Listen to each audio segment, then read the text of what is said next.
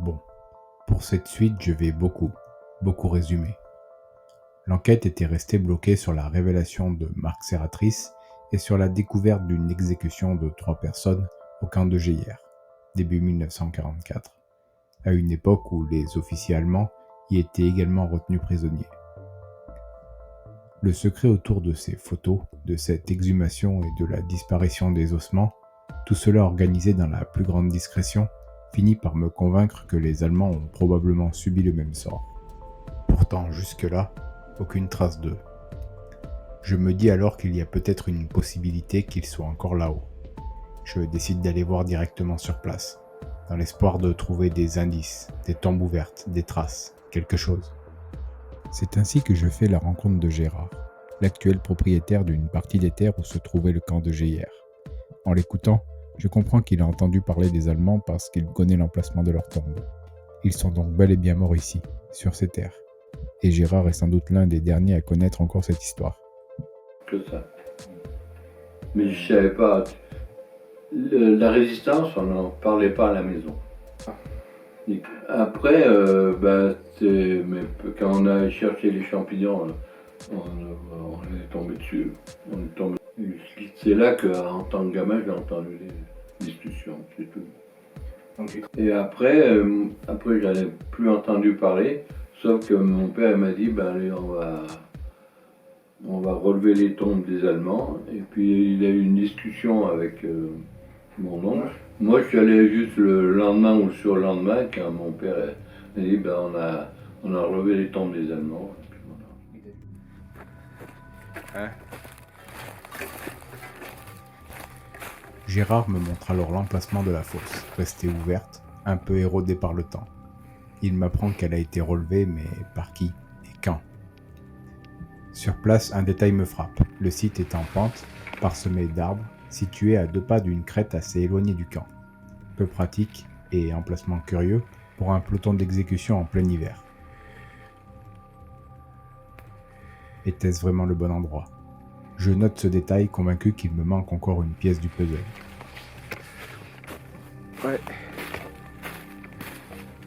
Le temps passe et Marc, l'enquêteur hollandais, décide de venir au Vercors pour visiter avec moi les différents lieux clés et filmer des images pour son enquête. Dit is het terrein, mogelijk zijn ze daarachter gefusilleerd, dus het over het heuveltje tegen die bomen rijden, want daar links achter in de bomen zijn in ieder geval de graven. Het graf van Roer, André Roer. Peu après, un ami nous rejoint. Nous décidons alors de chercher ensemble autour de la fosse. La zone n'étant plus considérée comme une sépulture active, l'objectif était simplement de vérifier s'il restait des traces oubliées qui pourraient éclairer le contexte. Et c'est ce qu'il va se passer. Nous tamisons le terrain avec soin, le travail est minutieux. Il faut s'y reprendre à 2 reprises. Chaque objet retrouvé est mesuré et précisément reporté sur un relevé manuel. Nous dessinons un plan et à l'aide de quelques piquets, nous marquons l'emplacement des ogives retrouvées afin d'obtenir une vision globale et concrète de la situation. Je redessine ensuite le plan et le vectorise, l'agrandis à l'échelle et y intègre chaque position. L'analyse peut enfin commencer, enrichie par des outils modernes.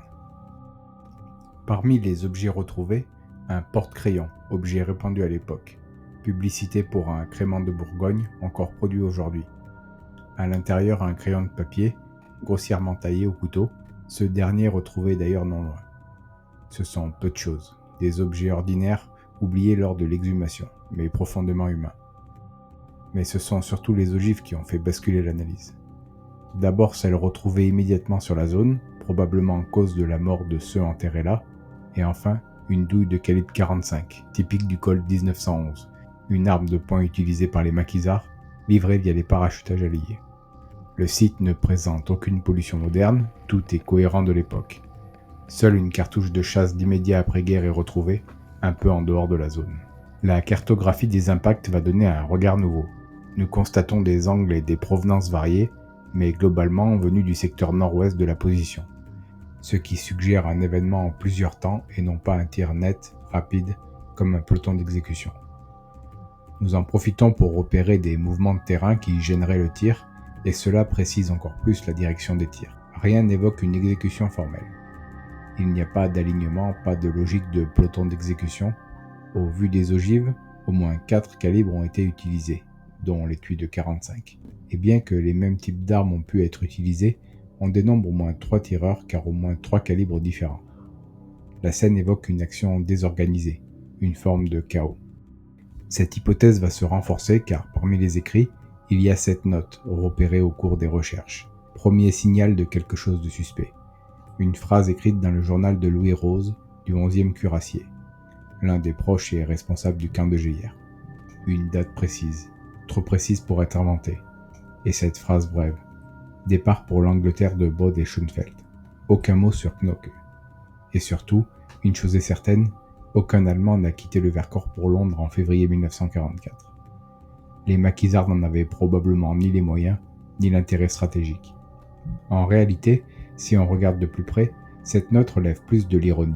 Elle évoque clairement une expression familière, filée à l'anglaise. Partir discrètement, sans prévenir. Une manière codée de suggérer une évasion silencieuse qu'on n'a pas voulu raconter. Petite anecdote, côté britannique, l'équivalent est to take a French leave, et les deux nations s'accusent mutuellement d'exceller dans l'art de disparaître discrètement. Petit clin d'œil culturel, mais ici, Rose semble bien utiliser cette formule au sens figuré. À la lumière des objets retrouvés sur le terrain, cette phrase prend un tout autre relief. Rose était là, proche de Gélière. Il savait. Peut-être a-t-il vu, peut-être a-t-il même participé. Et cette note brève, écrite sans commentaire, pourrait bien être la seule trace laissée de cet épisode qu'on a préféré effacer. Les indices s'accumulent et commencent à s'imbriquer. Un ami me transmet une lettre échangée avec Paul Burlet, un ancien maquisard du camp de Gélière. Malade, il descend dans la plaine en janvier et remonte au camp qu'au mois de mars, où il constate. Devant notre campement près des sapins se trouvaient plusieurs tombes, celles de membres allemands d'un service de travail qui, venant pour le STO pour une mission au Vercors, avaient été bloqués par un barrage et je crois exécutés par la suite lors de leur évasion. Une tournure de phrase étrange, comme si l'évasion avait déclenché quelque chose, mais que l'exécution n'était initialement pas prévue. Exécutés par la suite lors de leur évasion, comme si l'évasion avait déclenché une poursuite, puis une exécution, une conséquence directe peut-être, ou une évasion qui aurait dégénéré en exécution délibérée. Mais il est aussi possible que Paul Burlet, comme moi, n'ait pas été un puriste de la grammaire et que mon hypothèse aille trop loin. Les Allemands se sont donc évadés, vraisemblablement vers le sud. Direction probablement repérée, rappelez-vous, au son des combats du 22 janvier. Et puis il y a cet étui de calibre 45, directement près de la fosse, qui évoque un dernier coup, à bout portant, peut-être un blessé achevé. Encore une fois, de nouveaux documents clés vont apparaître.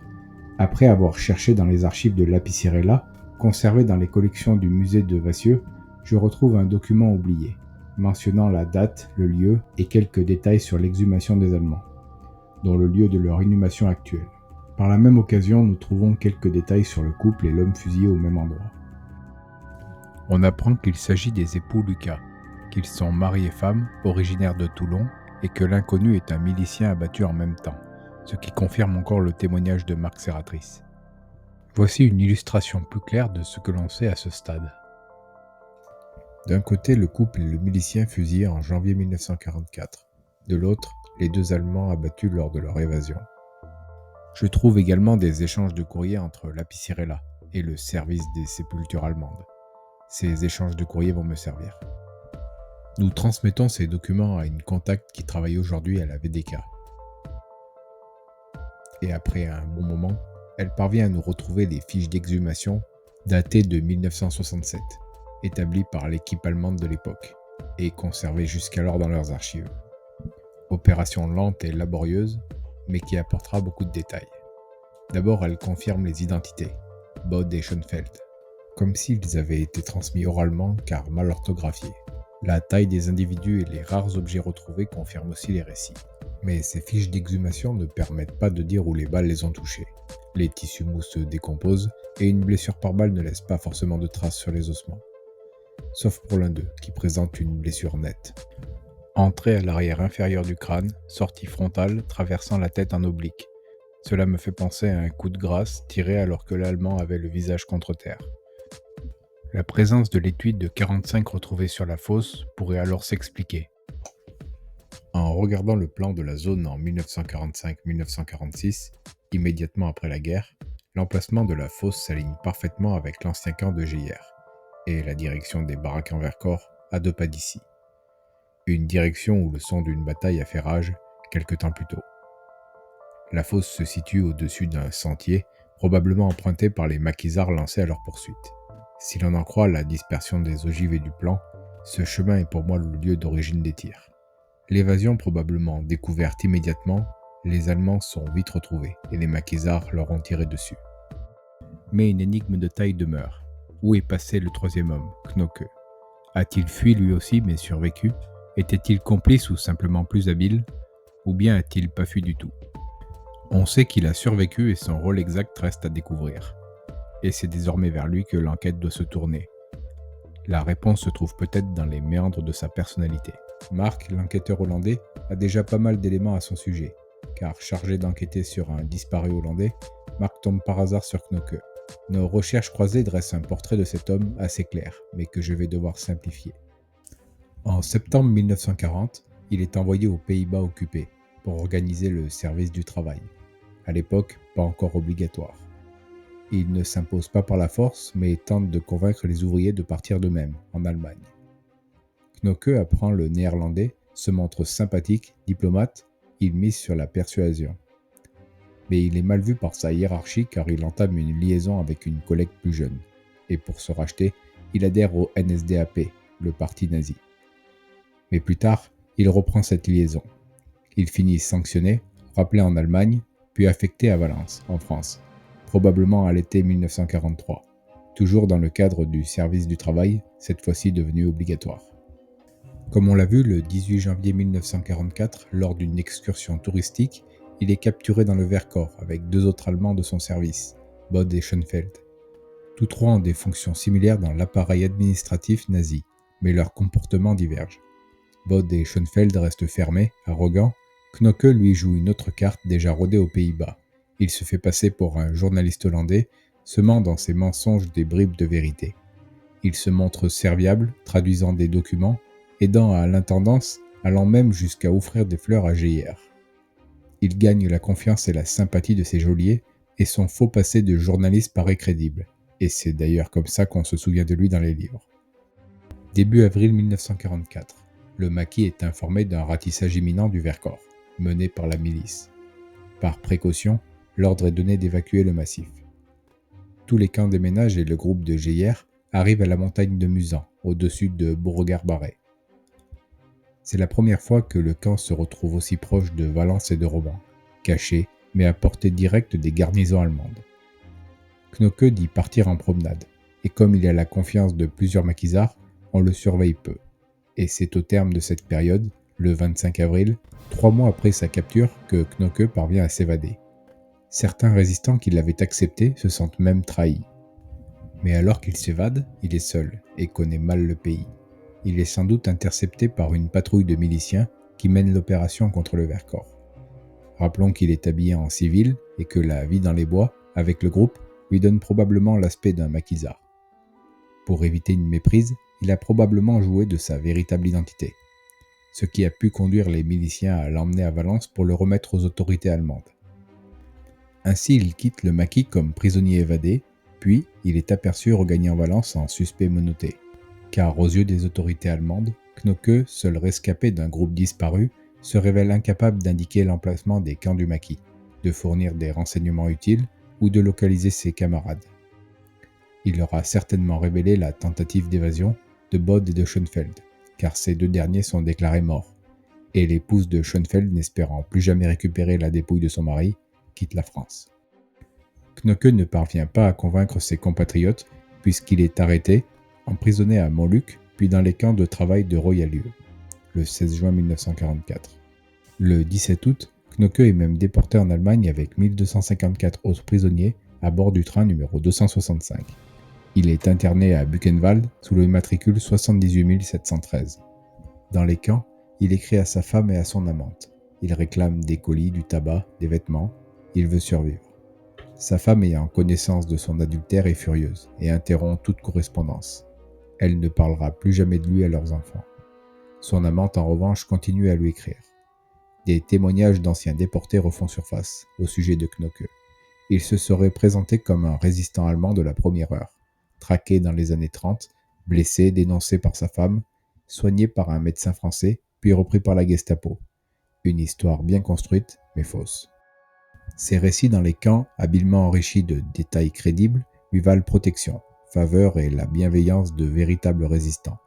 Une stratégie de masque et de mensonge qu'il avait déjà éprouvée aux Pays-Bas, puis lors de sa capture par le maquis du Vercors. Après la guerre, libéré des camps, il divorce et épouse son amante, mais il ne reverra jamais ses enfants. À sa mort en 1992, ses petits-enfants ignorent tout de son rôle pendant la guerre, du Vercors et des camps.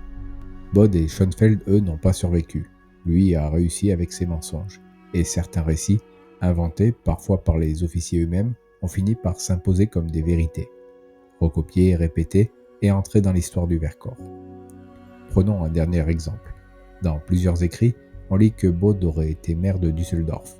Après vérification, c'est faux, car en réalité, c'est son supérieur hiérarchique à Valence, Hans Wagenfür, qui l'a été.